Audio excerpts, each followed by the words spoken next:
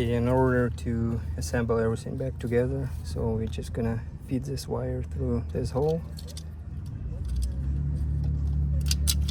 other way around, like that, and then we're gonna have to align those pins with the holes, and then those pins with the clips.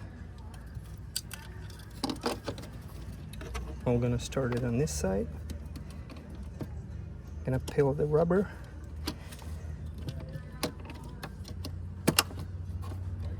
and just work your way.